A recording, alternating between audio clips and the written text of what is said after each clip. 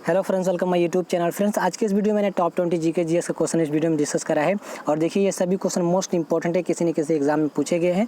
तो friends, video को शुरू से लेकर लास्ट तक देखते रहिएगा। फ्रेंड्स, मैं हमेशा इस चैनल पे जीके जीएस, जनरल अवेयरनेस और मंथली करंट अफेयर के वीडियोज़ भी अपलोड करता रहता हूँ। उसके लिए चैनल को जरूर से सब्सक्राइब कर लीजिएगा ताकि जब भी हम कोई अगली वीडियो अपलोड करें उसका अपडेट सबसे पहले आपको मिले। और देखिए आप काउंटिंग करते रहिएगा कितने क्वेश्चन यानी 20 क्वेश्चन में से कितने क्वेश्चन का आंसर आपको पहले से ही मालूम था। वीडियो क्लास में आप हमें कमेंट में ज़रूर बताइएगा, ठीक है। तो देख लेते हैं आज का सबसे पहला क्वेश्चन। और इन सभी क्वेश्चंस का अगर आपको पीडीएफ प्राप्त करना है तो आप हमारा टेलीग्राम ग्रुप ज्वाइन कर सकते हैं। टेलीग्राम ग्रुप का लिंक मैंने वीडियो को डिस्क्रिप्शन बॉक्स में दे रखा है, तो आप उसे जरूर से ज्वाइन करिएगा, ठीक है। सबसे पहला क्वेश्चन है, द्रव अवस्था में पाई जाने वाली धातु कौन सी है। इंपॉर्टेंट क्वेश्चन है। तो द्रव अवस्था में पाई जाने वाली धातु कौन सी है, यहाँ पे मेटल की बात की गई है। Option number c correct answer हो जाएगा पारा। देखिए पारा जिसे मरकरी बोला जाता है, जैसा कि आपने पढ़ा होगा। तो पारा जिसे मरकरी बोला जाता है और इसका परमाणु संख्या कितना होता है 80 यानी कि 80, ये आपको याद रखना है।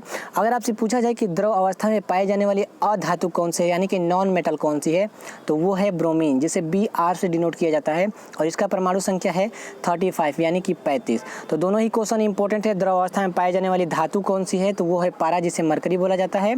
और द्रव अवस्था में पाई जाने वाली अधातु कौन सी है, तो वो है ब्रोमीन। तो दोनों इंपॉर्टेंट है, याद रखिएगा। चलिए नेक्स्ट क्वेश्चन देख लेते हैं। क्वेश्चन है, निम्न में से किस स्थान पर गुरुत्व त्वरण शून्य होता है। तो निम्न में से किस स्थान पर गुरुत्व त्वरण शून्य होता है, पृथ्वी के केंद्र पर, ठीक है। Option number D correct answer हो जाएगा। अगर आपसे पूछा जाएगा गुरुत्व त्वरण अधिकतम कहाँ पे होता है यानी कि मैक्सिमम कहाँ होता है, तो ध्रुव पर मैक्सिमम होता है, ठीक है। और बात करें यहाँ पे मिनिमम कहाँ पे होता है, तो मिनिमम होता है भूमध्य रेखा पर। तो ये तीनों क्वेश्चन इंपॉर्टेंट है। निम्न में से किस स्थान पर गुरुत्व त्वरण शून्य होता है, पृथ्वी के केंद्र पर शून्य होता है, ध्रुवों पर अधिकतम होता है और भूमध्य रेखा पर मिनिमम होता है यानी कि न्यूनतम होता है। तो तीनों इंपॉर्टेंट है, याद रखिएगा। चलिए नेक्स्ट क्वेश्चन देख लेते हैं। क्वेश्चन है, मायोपिया किस प्रकार का दोष है। तो मायोपिया किस प्रकार का दोष है। देखिए मायोपिया को निकट दृष्टि दोष के नाम से भी जाना जाता है। Option number A correct answer हो जाएगा। निकट दृष्टि दोष के निवारण के लिए किस लेंस का प्रयोग किया जाता है, अवतल लेंस का। इसमें होता क्या है कि निकट दृष्टि दोष में निकट की वस्तुएं तो साफ दिखाई देती हैं लेकिन दूर की वस्तुएं साफ यानी कि स्पष्ट नहीं दिखाई देती है, और इस दोष के निवारण के लिए अवतल लेंस का प्रयोग किया जाता है। तो इंपॉर्टेंट है, याद रखिएगा। बात करें यहाँ पे दूर दृष्टि दोष की, तो दूर दृष्टि दोष को हाइपरमेट्रोपिया कहा जाता है, जैसा कि आप सुन पा रहे हैं, हाइपरमेट्रोपिया, ठीक है। और इस दोष के निवारण के लिए उत्तल लेंस का प्रयोग किया जाता है। इसमें होता क्या है, दूर दृष्टि दोष में दूर की वस्तुएं तो साफ यानी कि स्पष्ट दिखाई देती हैं लेकिन नज़दीक की वस्तुएं स्पष्ट नहीं दिखाई देती हैं। इसके निवारण के लिए उत्तल लेंस का प्रयोग किया जाता है। और निकट दृष्टि दोष में जो रेटिना होता है, रेटिना से पहले प्रतिबिंब बनता है यानी इमेज बनता है, और दूर दृष्टि दोष में रेटिना के पीछे यानी कि रेटिना के बाद में इमेज बनता है। तो दोनों इंपॉर्टेंट है, याद रखिएगा। इस क्वेश्चन का राइट आंसर हो जाएगा ऑप्शन नंबर ए निकट दृष्टि दोष। नेक्स्ट क्वेश्चन है, पृथ्वी का विषुवतीय व्यास कितने किलोमीटर होता है। तो पृथ्वी का विषुवतीय व्यास कितने किलोमीटर होता है, 12,756 यानी कि option number b correct answer हो जाएगा। देखिए ये होता कैसे है, ये रहा हमारा पृथ्वी यानी कि अर्थ।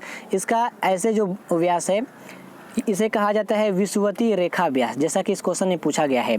तो इसका जो व्यास है विषुवतीय रेखा व्यास 12,756 यानी कि 12,756 है। और बात करें यहाँ पे ध्रुवीय व्यास, ये भी इंपॉर्टेंट है, पूछा जाता है कि ध्रुवीय व्यास कितना होता है। तो ध्रुवीय व्यास होता है 12,714, जैसा कि ऑप्शन ए में देख पा रहे हैं। तो दोनों ही इंपॉर्टेंट है, विषुवतीय रेखा व्यास 12,756 और ध्रुवीय रेखा व्यास यानी कि ध्रुवीय व्यास होता है 12,714। और पूछा जाता है कि इन दोनों में अंतर कितना होता है, विषुवतीय रेखा व्यास और ध्रुवीय व्यास में। तो दोनों में अंतर होता है 42 किलोमीटर, ठीक है। दोनों का आप डिफरेंट निकाल सकते हैं, 56 और 14 का, तो 42 किलोमीटर। ये इंपॉर्टेंट है, याद रखिएगा। दोनों का अंतर होता है 42 किलोमीटर। और इस क्वेश्चन का राइट आंसर हो जाएगा option number b. Next question है, भारत और चीन के बीच की सीमा को क्या कहा जाता है। तो भारत और चीन के बीच की सीमा को क्या कहा जाता है, मैकमोहन रेखा, ठीक है। Option number b correct answer हो जाएगा। बात करें यहाँ पे डुरंड रेखा की, ये कहाँ की रेखा, ये कहाँ रेखा है, ये जो अफगानिस्तान है, अफगानिस्तान और पाकिस्तान के बीच की सीमा रेखा है डुरंड रेखा। बात करें यहाँ पर रेड क्लिफ रेखा की, तो भारत और पाकिस्तान की जो सीमा रेखा है वो है रेड क्लिफ रेखा। और बात करें मैगीनाट रेखा की, तो ये फ्रांस और जर्मनी के बीच की रेखा है, सीमा रेखा है। तो तीनों इंपॉर्टेंट है। और भारत और चीन के बीच की सीमा रेखा मैकमोहन रेखा है। तो चारों इंपॉर्टेंट है, याद रखिएगा। नेक्स्ट क्वेश्चन है उत्तर और दक्षिण भारत को कौन सी पर्वत श्रृंखला पृथक करती है यानी कि अलग करती है? तो उत्तर और दक्षिण भारत को कौन सी पर्वत श्रृंखला पृथक करती है यानी कि अलग करती है? वो है Vindhya. Option number c correct answer हो जाएगा, विंध्या यानी कि विंध्याचल पर्वत श्रृंखला, ठीक है। और यहाँ से एक इंपॉर्टेंट क्वेश्चन पूछा जाता है कि विंध्याचल पर्वत श्रृंखला की सबसे ऊंची चोटी कौन सी है? वो है अमरकंटक, ठीक है, अमरकंटक। जैसा कि आप सुन पा रहे हैं, इसकी ऊंचाई कितनी है? 1048 मीटर, ठीक है। तो दोनों इंपॉर्टेंट है, आपको याद रखना, ठीक है। नेक्स्ट क्वेश्चन, निम्न में से किस अधिनियम के अंतर्गत द्वैध शासन व्यवस्था लागू की गई थी? तो किस अधिनियम के अंतर्गत द्वैध शासन व्यवस्था लागू की गई थी? Option number D correct answer हो जाएगा, भारतीय परिषद अधिनियम 1919 के अंतर्गत ये द्वैध शासन व्यवस्था लागू किया गया था। और पूछा जाता है कि द्वैध शासन व्यवस्था के जनक किसे माना जाता है, यानी कि जनक इसका किसे कहा जाता है? उनका नाम है सर लियोनल कर्टिस। जैसा कि आप सुन पा रहे हैं, इन्हें द्वैध शासन का जनक कहा जाता है, ठीक है, सर लियोनल कर्टिस, ठीक है। चलिए नेक्स्ट क्वेश्चन देख लेते हैं। तराइन का द्वितीय युद्ध किनके मध्य हुआ था? तो देखिए, तराइन के दो महत्वपूर्ण युद्ध है और दोनों ही युद्ध मोहम्मद गौरी और पृथ्वीराज चौहान के मध्य हुआ था। तो option number A correct answer हो जाएगा। पहला जो युद्ध हुआ था 1191 में, इस युद्ध में पृथ्वीराज चौहान विजयी हुआ था, यानी कि मोहम्मद गौरी और पृथ्वीराज चौहान के बीच हुआ था। 1191 में जो युद्ध हुआ था पहला तराइन का युद्ध, इसमें पृथ्वीराज चौहान विजयी हुआ था। और इसके बाद जो दूसरा तराइन युद्ध हुआ था 1192 में, इसमें मोहम्मद गौरी विजयी हुआ था। दोनों ही युद्ध मोहम्मद गौरी और पृथ्वीराज चौहान के बीच में हुआ था, लेकिन 1191 में पृथ्वीराज चौहान विजयी हुआ, 1192 में मोहम्मद गौरी विजयी हुआ। तो दोनों इंपॉर्टेंट है, याद रखिएगा। नेक्स्ट क्वेश्चन है, स्वयं को दूसरा सिकंदर यानी कि सिकंदर ए शाही कहने वाला सुल्तान कौन था? यानी कि सिकंदर ए शाही की उपाधि अपने आप को देने वाला सुल्तान कौन था? वो था अलाउद्दीन खिलजी, ठीक है। Option number b correct answer हो जाएगा। और ये खिलजी वंश का दूसरा शासक था, ये भी इंपॉर्टेंट है, आपको याद रखना है। अलाउद्दीन खिलजी खिलजी वंश का दूसरा शासक था, ठीक है। चलिए नेक्स्ट क्वेश्चन देख लेते हैं। भारत की किस नदी का अंतर्देशीय जल निकास है? यानी कि अंतर्देशीय जल निकास से मतलब है यह नदी जमीन के अंदर बहती हुई समाहित हो जाती है। वो कौन सी नदी है? वो है लूनी नदी, ठीक है। Option number D correct answer हो जाएगा। लूनी नदी के बारे में जान लेते हैं। यह नदी अरावली पर्वत के निकट राजस्थान के अजमेर जिले के नाग पहाड़ियों से उत्पन्न होती है। इसकी लंबाई है 495 किलोमीटर। तो ये आप याद रखिएगा। चलिए नेक्स्ट क्वेश्चन देख लेते हैं। झूम कृषि का संबंध किससे है? तो झूम कृषि का संबंध किससे है? स्थानांतरित कृषि से, ठीक है। Option number c correct answer हो जाएगा। झूम कृषि का मतलब क्या है कि देखिए, उष्णकटिबंधीय क्षेत्र में वनस्पति को काटकर उनको जलाकर जो कृषि की जाती है उसे झूम कृषि कहा जाता है, ठीक है। ये ज़्यादातर मिजोरम, मणिपुर, नागालैंड राज्यों में होती है। तो ये इंपॉर्टेंट है, याद रखिएगा।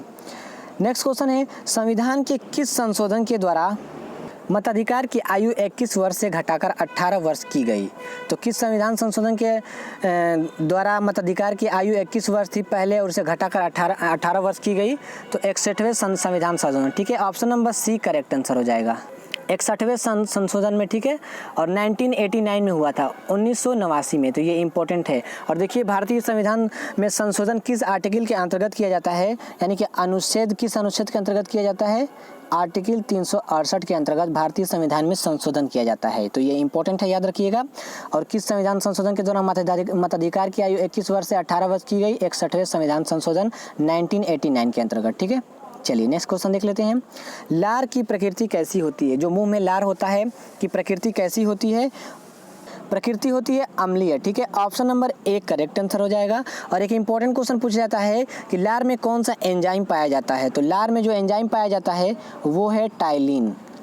कई बार एग्जाम में ये पूछा गया है। तो लार में एक एंजाइम पाया जाता है, वो है टाइलिन, ठीक है। चलिए नेक्स्ट क्वेश्चन देख लेते हैं।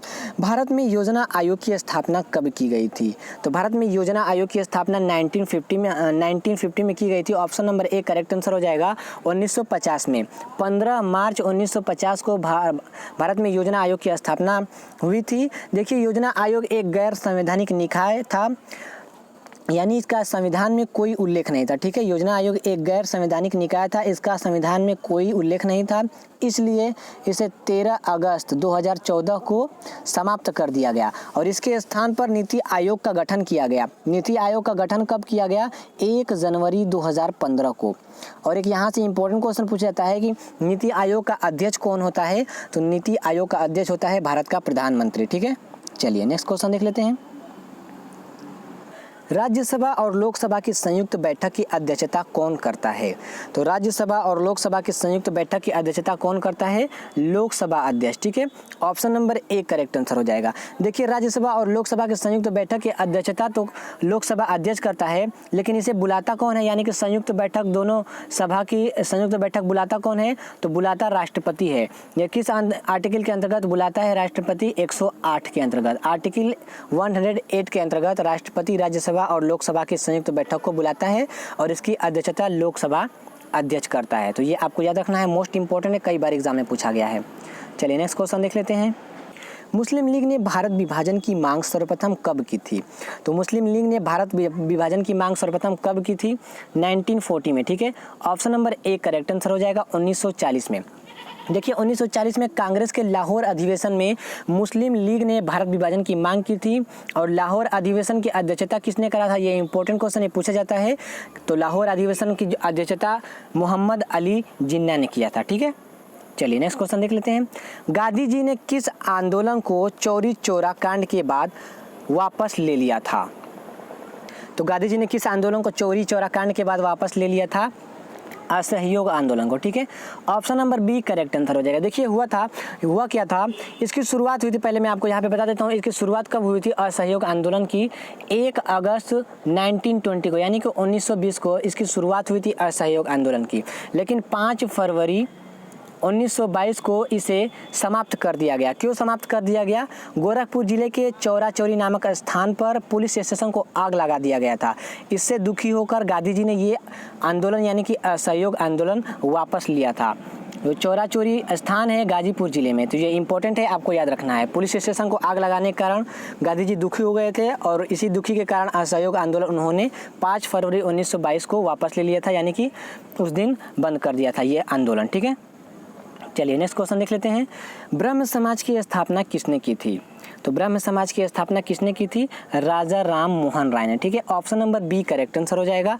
कब की थी? 1828 में, यानी कि 1828 में। ये इंपॉर्टेंट है, याद रखिएगा। और देखिए, राजा राम मोहन राय को भारत के पुनर्जागरण का अग्रदूत और आधुनिक भारत का जनक कहा जाता है। तो ये इंपॉर्टेंट है, याद रखिएगा। बात करें यहाँ पे दयानंद सरस्वती की, तो इन्होंने 1875 में 1875 में आर्य समाज की स्थापना की थी दयानंद सरस्वती ने।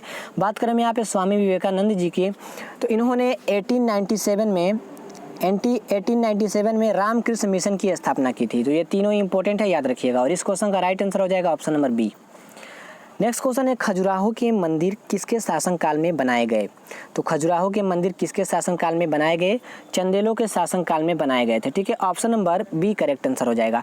कब इन्होंने निर्माण कराया था? चंदेल के शासकों ने 950 ईस्वी से 1050 ईस्वी के मध्य ये खजुराहो के मंदिर का निर्माण करवाया था। और देखिए, खजुराहो का मंदिर मध्य प्रदेश में है। ठीक है, खजुराहो का मंदिर मध्य प्रदेश के छत्रकूट जिले में है। और ये पूछा जाता है कि ये मंदिर किस धर्म को समर्पित है? तो खजुराहो का मंदिर हिंदू और जैन धर्म को समर्पित है। ठीक है, चलिए नेक्स्ट क्वेश्चन देख लेते हैं, जो कि इस वीडियो का लास्ट क्वेश्चन है। सिंधु जल समझौता कब हुआ था? मोस्ट इंपॉर्टेंट क्वेश्चन है। सिंधु जल समझौता कब हुआ था? 1960 में। ठीक है, option number A correct answer हो जाएगा। 19 सितंबर 1960 में, ये आपको याद रखना है। 19 सितंबर 1960 को सिंधु जल समझौता हुआ था। इस समझौता में जो भारत और पाकिस्तान के, देखिए किन किन देशों के बीच हुआ था? भारत और पाकिस्तान के बीच कराची में सिंधु जल समझौता हुआ था। ठीक है, सिंधु जल समझौता भारत और पाकिस्तान के बीच कराची में हुआ था। इस समझौते में भारत के प्रधानमंत्री पंडित जवाहरलाल नेहरू और पाकिस्तान के राष्ट्रपति अयूब खान ने इस समझौते पर हस्ताक्षर किया था। और यह समझौता 6 नदियों को लेकर किया गया था, ये आपको याद रखना है, जिसमें ब्यास, सतलज और रावी नदी का जो पानी का नियंत्रण है वो भारत को दिया गया था, तथा सिंधु, चेनाब, झेलम नदी, यानी 3 जो ये नदी है, सिंधु, चेनाब और झेलम नदी, इसके पानी का नियंत्रण पाकिस्तान को दिया गया था। और यह समझौता 1960 में हुआ था, ये आपको याद रखना है, 19 सितंबर 1960 को भारत और पाकिस्तान के बीच। चलिए, आज का हमारा जो क्वेश्चन है इसका आंसर आपको हमें कमेंट में देना है। फेडरल रिजर्व बैंक किस देश का केंद्रीय बैंक है? ऑप्शन है जर्मनी, अमेरिका, भारत और फ्रांस।